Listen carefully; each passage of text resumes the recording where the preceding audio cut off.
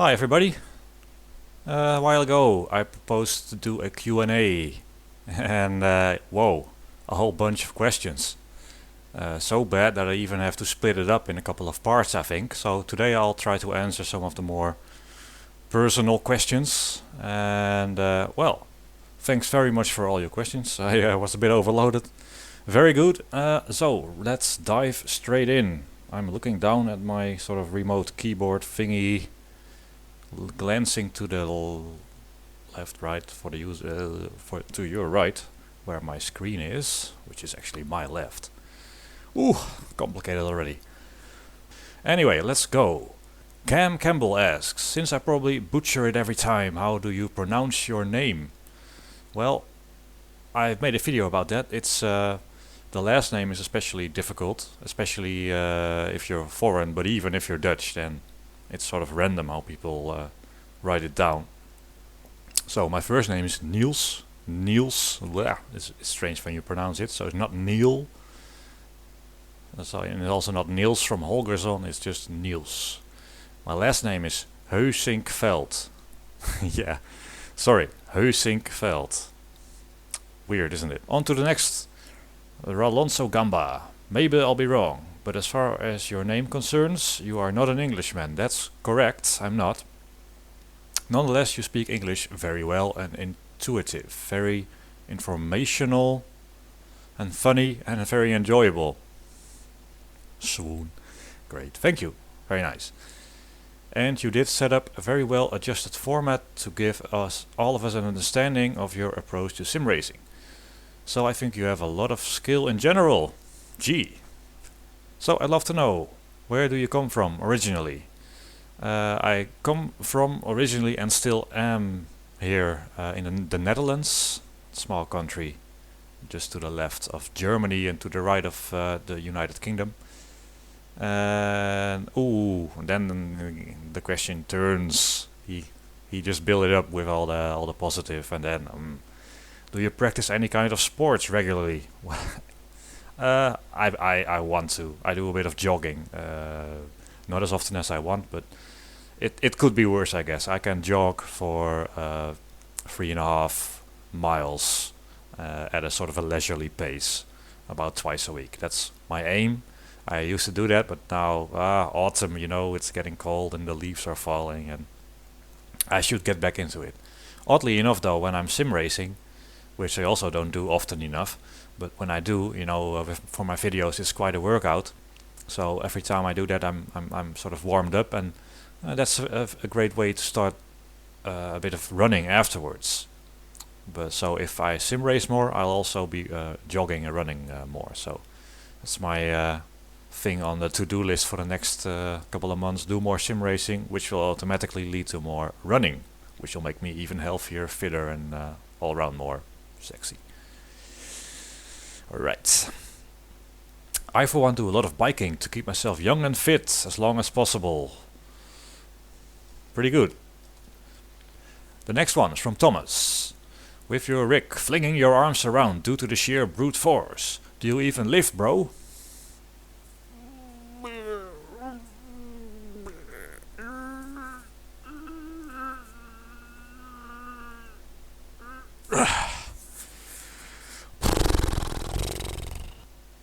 John Johnson.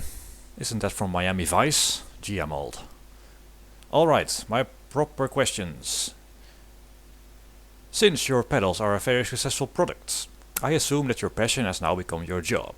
Did you do something completely different before that, or have you always been doing work in the field of engineering? No, I haven't really worked in engineering. So I finished engineering university, bachelor degree in a long time ago. I think 12 years ago. And then because I didn't know what I wanted to do, I did a course called technology management, also a bachelor course. It's you shouldn't read too much into it. It's basically I was not feeling like doing full-time work, so I could extend my studying time a bit more, which is always a good thing to do.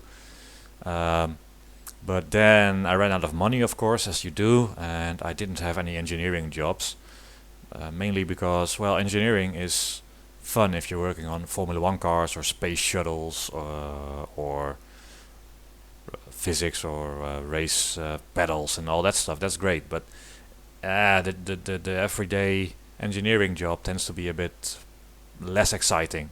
There was this company here, they were hiring, but they lay like oil pipes and that stuff in the ground, which is, I'm sure, is from an engineering point of view quite complex and difficult, but it just doesn't excite me in any way. So the jobs that I did have before were more sort of administrative work, simple sort of part-time jobs. I had that from about 2007 for about a year, and during that I also started to mod with R Factor. So the daytime job was fairly simple and not too taxing, and that left me with plenty of time in the evenings and in the weekends to work on my hobby, which has now become my job. After that, I was a job coach for 1.5 years. That's also very much non-engineering. So basically, you help kids with a certain disability, challenged, I think is the better way to say it. So a low IQ, basically. Well, that's one way to say it, but yeah, that's what it came down to. Or with Asperger's or other autism.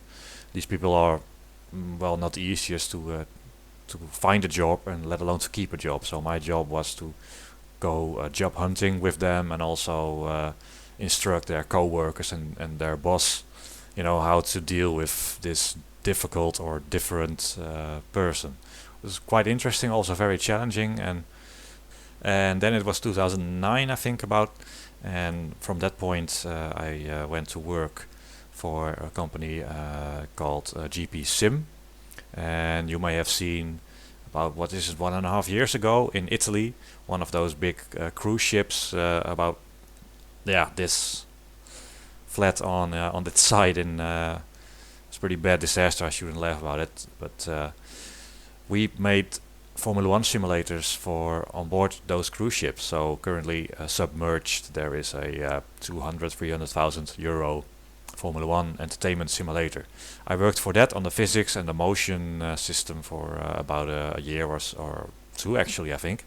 So there was already sim racing work, and by that time, of course, Rise Studios started with Game Stockcar, and that all combined. So 2 days a week for GP Sim, working on the cruise ship stuff, and then with Rise Studios doing the physics. So from 2010ish, it's all sim racing work that doesn't make me rich in any way, but pays for the bills. Then he goes to ask, what are your world views in general? Well, it's round. Pretty sure about that. Are you a traditionalist or a liberal, religious or atheist? What's your political stance? Left, right, crazy? Oh, Geert Wilders. Not interested? Well, or are you not interested in all that sort of thing? I am a little bit, but I try to focus mainly on the stuff that I've got some control over, and politics and all that stuff is important for, well, the well-being of the world and stuff like that, absolutely, as is religion. But the most heated debates, sometimes we think all the debates happen in sim racing. Well, they're quite up there with the lunacy and the fanboyism, but about politics and religion, things are even a bit more heated, probably.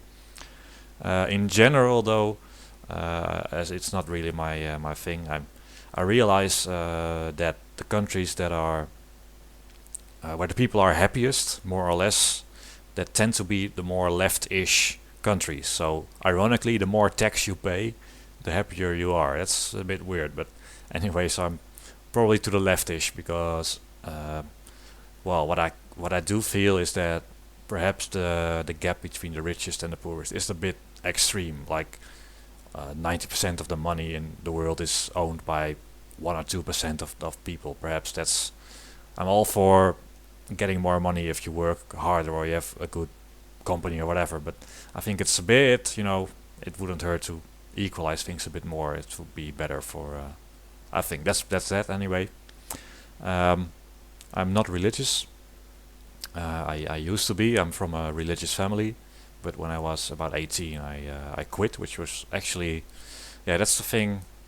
You know, people say I'm proud of this, proud of that. Well, that's the thing I'm quite proud of, because it takes quite well, takes something to give up your life basically there, and all your social activities and all that stuff to start uh, in a non-religious life basically. And so yeah, but I still see my family and all that. That's we're good, but it's not a topic we talk about often. So all right. Looking forward to your Q&A video. You rock. Well, actually, yeah, I also play drums a little bit as a hobby, so I did rock a little bit. Yeah, just a little bit.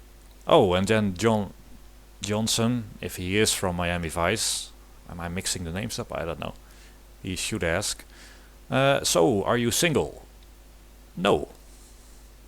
And now I'll give you a couple of seconds to be amazed. No, long-term relationship now. It's 6.5 years.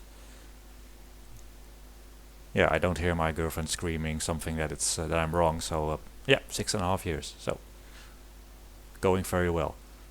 Damian Zirachki, what do you do on a daily basis, Niels? What's your job, etc.? Cheers. Ooh, yeah, speaking of cheers. Water, very nice. Already mentioned it's all sim racing work these days, so it's a mix of a couple of things. I sell the pedals, the Rise Studios work, and then occasionally a customer comes with, say, I drive in a Porsche Super Cup in real life. Can you make me this car, the physics for R Factor? So I do physics projects, hardware projects, and of course Rise Studios. That's pretty much it. I cannot imagine anything that's better to do. Matthew Arnold asks, what formal education do you have? Already mentioned, so first there's just high school, and then the system in Holland we have, there are basically 3 levels of education after that. So there is, we call MBO, which is sort of medium. There's HBO, which is not a TV channel here, but it's higher, which is a bachelor level, and then there's proper university, which is the master's level basically. So I started with the MBO, which is medium level engineering, which was good because if you do the higher education, you don't get to work with your hands a lot. And now I'm not skilled at all with my hands, so I shouldn't be manufacturing anything. But it was very interesting to be in perhaps a little lower level than I could, but I was actually doing all the milling and drilling and welding, all at a very, very bad level. But it does help having done that to then step up to a higher level education, so you know what the stuff actually takes to make. So that was pretty useful. Education is important in a way. It shows that you're capable of something, but it doesn't mean the education itself doesn't tell you a lot about the qualities that you have. Another one, Niels from Oscar. Are you a mechanical engineer? It's late. Mechanical engineer. Yes. If so, where did your first degree? Ooh. Well, I'm in Groningen in the Netherlands, so that's quite up north. A student town, really. There are so many students here. Had a great, let's count them. A great 7 years studying. Yeah, as I said, I managed to extend the period for as long as possible. On to the next, from Jeev, 79. What is your favorite sports car, race car? All those lists, what's your favorite, your best this, your best number one that, it's also difficult to answer. There isn't a best. Most likely something that no longer drives, so more in the historic age where it was just simple. What would you say to get someone into sim racing? What are they missing out on?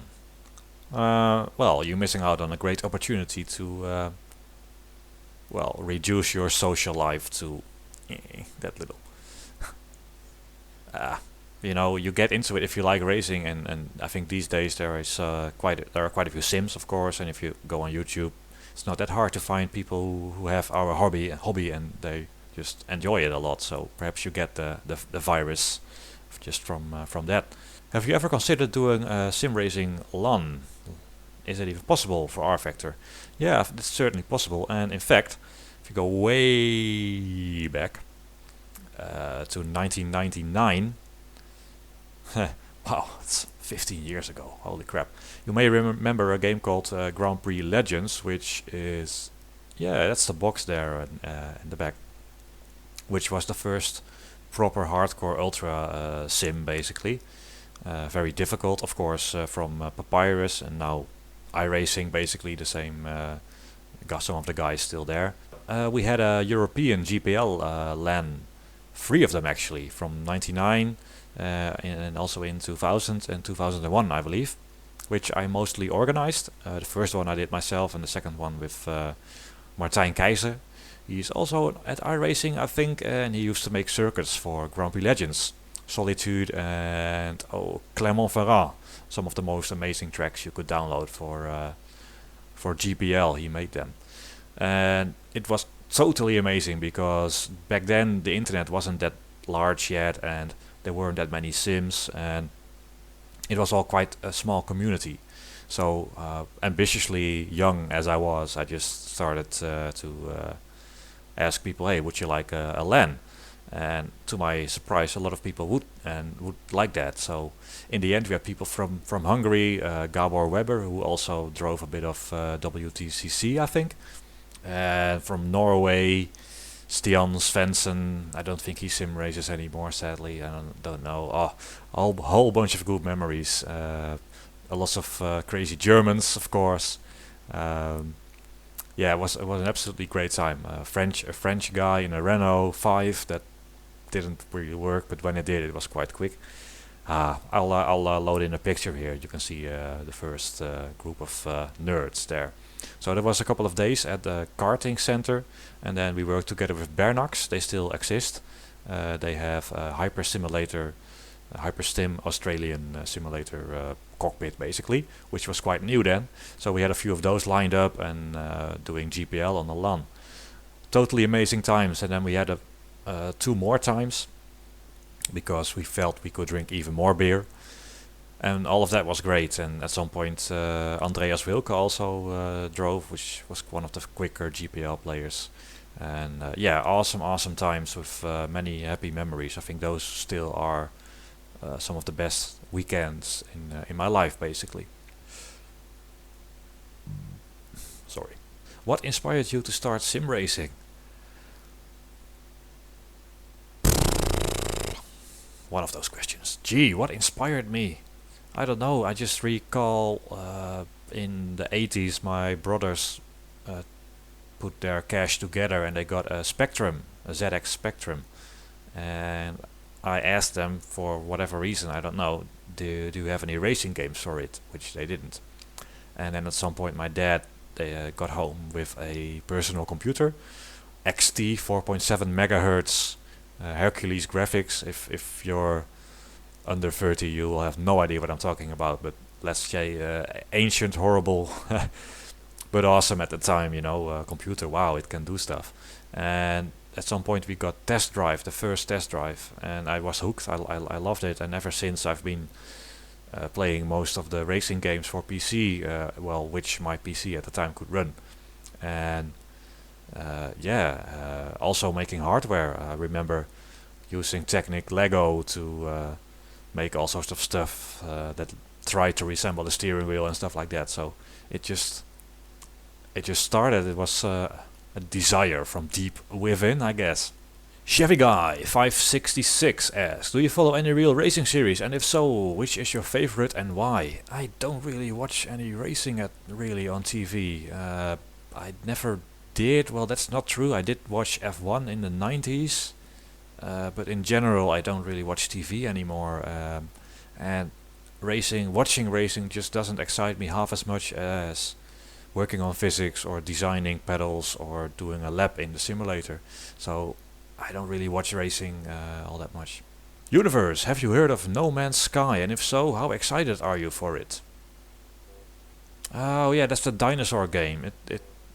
Games that are hyped. it's always a risk, you know. They can disappoint in the end, but it looks fairly impressive. Although I don't like. Sorry, I'm old, so now you hear the old guy talk. Uh, a lot of those new games, they are all about achievements. So you successfully walked 2 meters here. You unlocked something because you achieved something. I don't like modern gaming that much.